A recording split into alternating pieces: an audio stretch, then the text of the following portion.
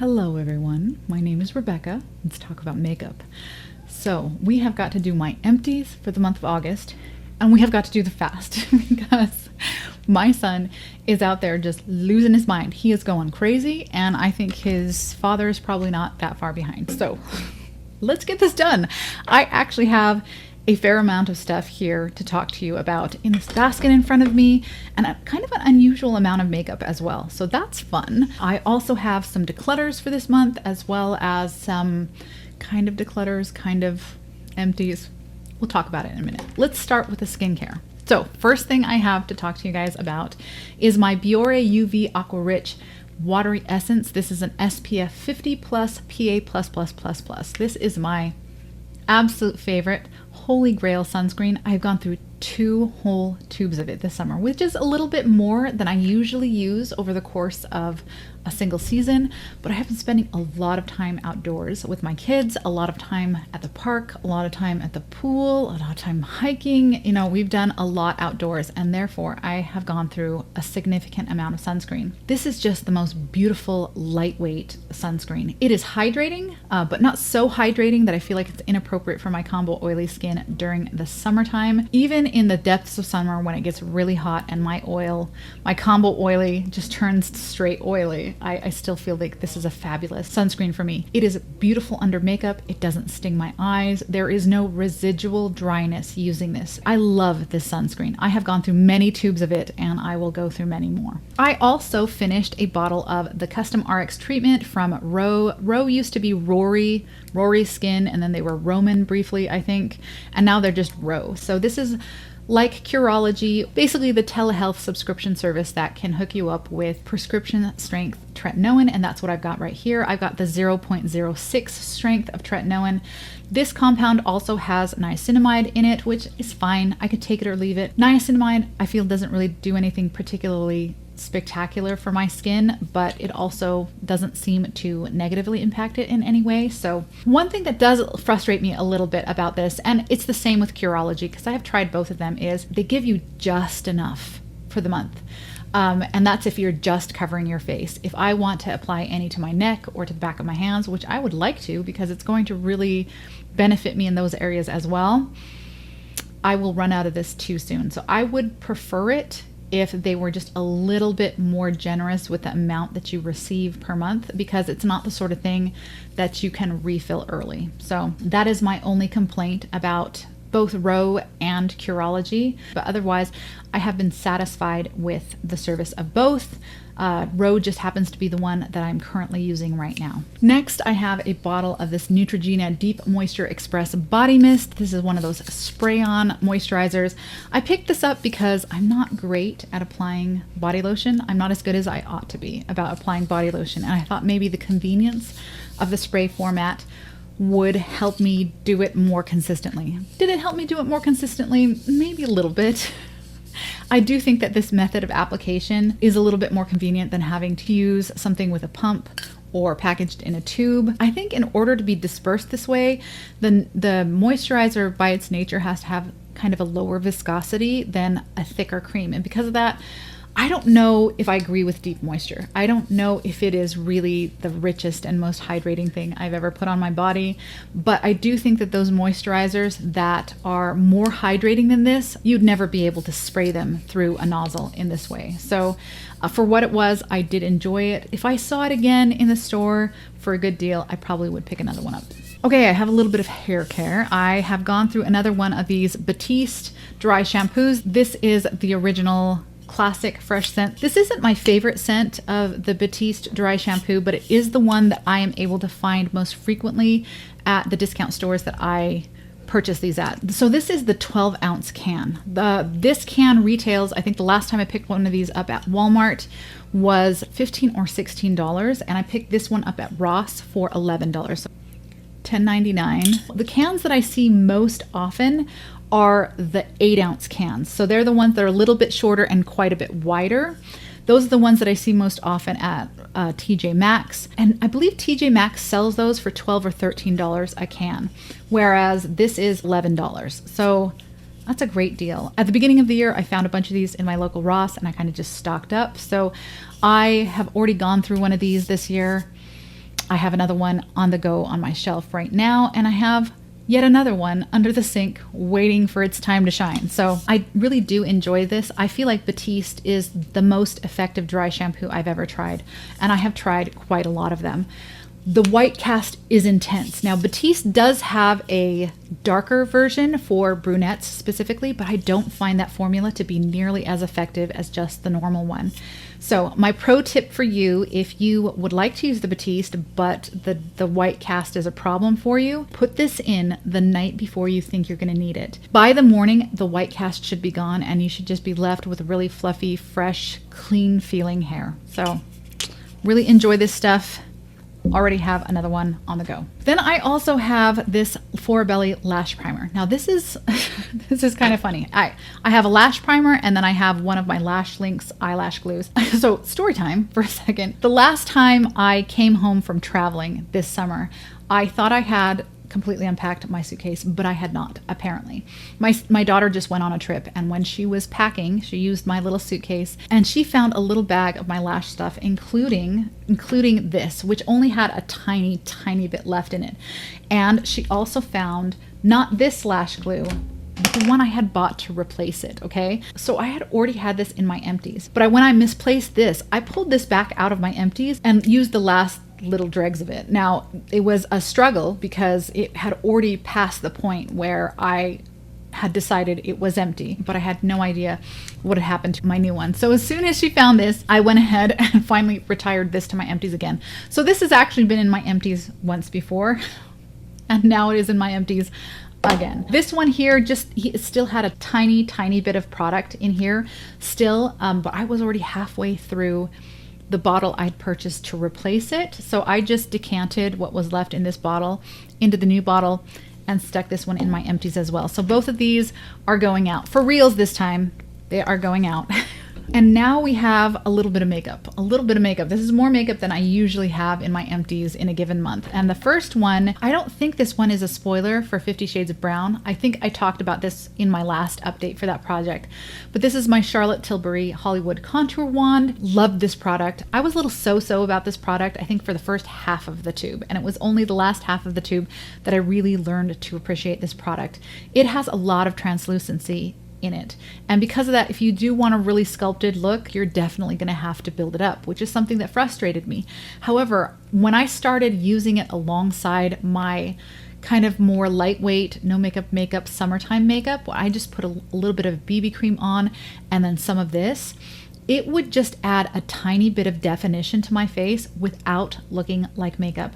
This is so difficult to mess up. The sheerness of the product makes it so that it almost blends itself, and you're just never ever going to end up with something that's muddy or streaky or looks unnatural. It is truly a beautiful product, and I really would not be surprised.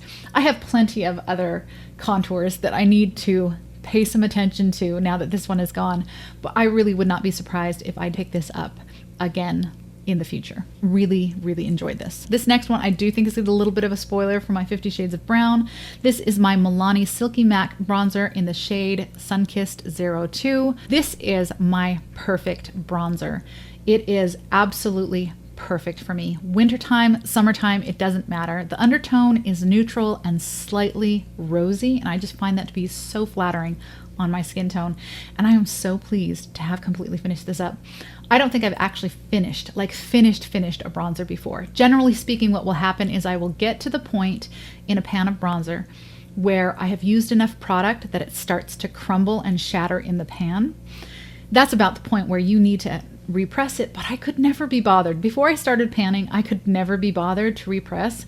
So at that point, I would just call it done and get another bronzer. So the satisfaction of seeing this completely empty pan and knowing that I have used every bit of this product, that's a special feeling. I get it, guys. I get it now. I'm really, really pleased to have completed this. Like with the Hollywood Contour Wand, I have so many other bronzers that need attention, but I really would not be surprised if I did not repurchase this at some point in the future, because this really is my perfect bronzer. I also completed my Stila dual-ended, what is it called? most of the writing has rubbed off right now, but this is the Stale Day dual-ended liquid liner. On the one side, you have this rose gold shade, which is Kitten Cosmo. And then on this side, you have the black liner. There's a little bit more product left in it, but the tip of this felt tip, I tend to prefer a brush tip, and this is one of the reasons why. I do feel like there's a certain point with a felt tip where the tip of it gets so worn out that it's no longer able to give you a precise line. And that is the case with this one. I also do feel like it is definitely dried out at this point, so I'm not really getting the same saturation of black as I was when I started the liner. I really, really enjoyed this. Despite the fact that it's not a brush tip, which I do prefer, I really did enjoy this. I actually have another one on the go as well. This is in a slightly different shade. So this was Kitten Cosmo, and this one is Mai Tai. Mai Tai is a little bit more coral leaning, where this was a little bit more pinky rose gold. I think I picked both of these up at TJ Maxx for around $6, between $6 and $10 a piece. And when I first picked these up, I thought that the amount of black liquid liner I was going to be getting in this was half of what I would normally get in a liquid liner. I figured that the amount of rose gold and the amount of black together would be the same amount of liner that I would get in a single-ended liner. And that, of course, wouldn't be super economical, because obviously, while I did use this rose gold end, I definitely used the black end quite a lot more. However, I compared the product weight of both ends to some of my other liquid liners, and I got just as much of the black liner in this dual-ended product as I did in most of my single-ended liquid liners. So that made this an absolutely fabulous deal. And while I don't know that I would go out of my way to purchase this dual-ended kind at full price, for instance, I think I would probably just go for the single-ended black Stale Day, since that is the side that I used the most. If I saw this again in TJ Maxx, I would absolutely pick up another one. Not that I need more liquid liner, but let's be honest, I would still pick up another one. You don't end up with 15 liquid liners because you have any self-control in that area. Let's just be real. And here is a makeup empty that I actually did not expect. I did not realize that I was about to finish this until the pump stopped working. This is my Natasha Denona Foundation X. This is in the shade 35R Light Medium.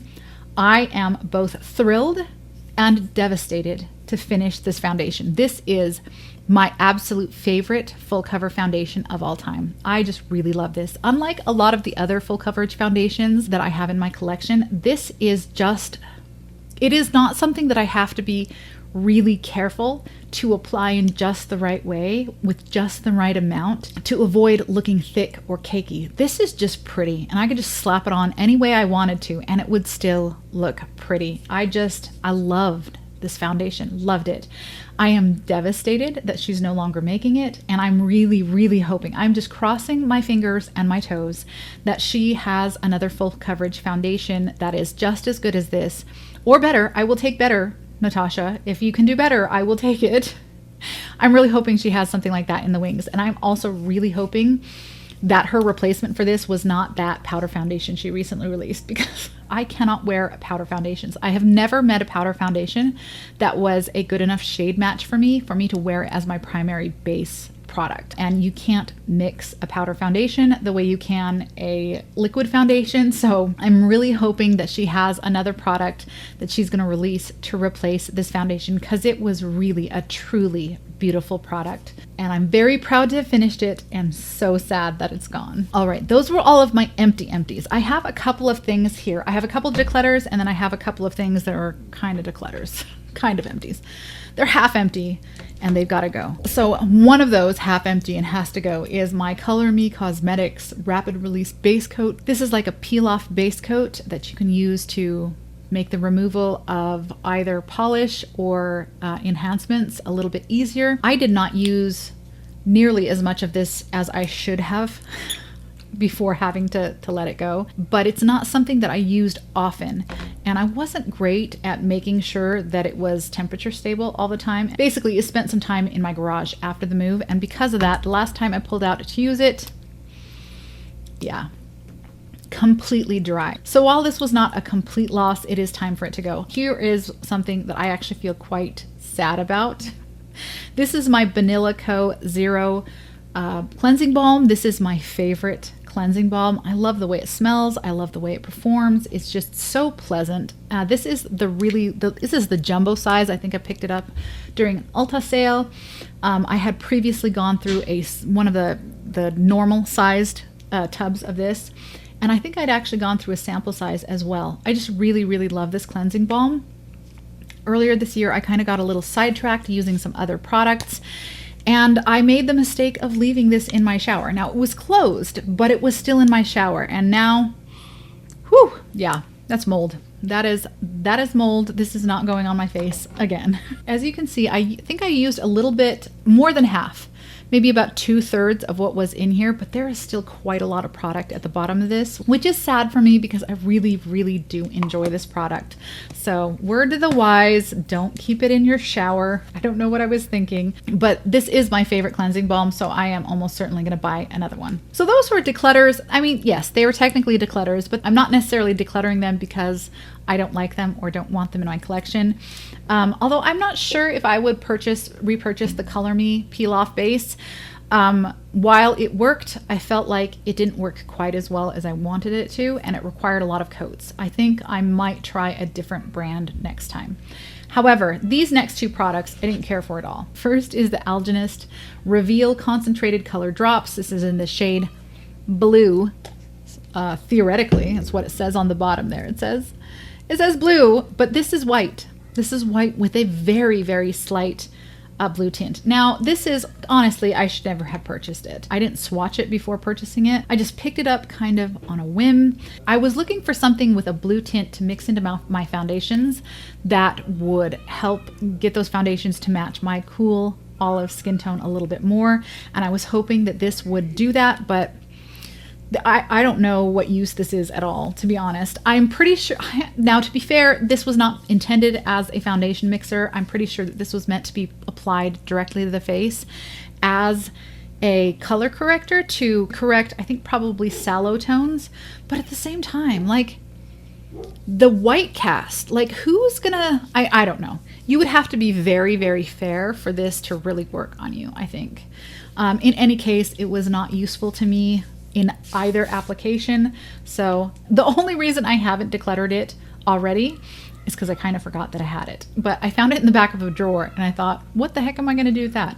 Nothing. I'm going to throw it away is what I'm going to do. Second is this. This is the Kosas Tinted Face Oil in the shade 9.5. Now, I picked this up, I think it was during a Black Friday sale, and I picked it up for just a few dollars. And I picked it up specifically as a mix-in for lighter foundations that I needed to deepen up, and that's what it looks like. It's got a little bit of a reddish orange undertone, which is a little bit too warm for me. I end up having to correct the corrector, and I don't love that. However, that was not the biggest problem. The biggest problem is, obviously, it's a tinted face oil. I have combo oily skin. What was I thinking?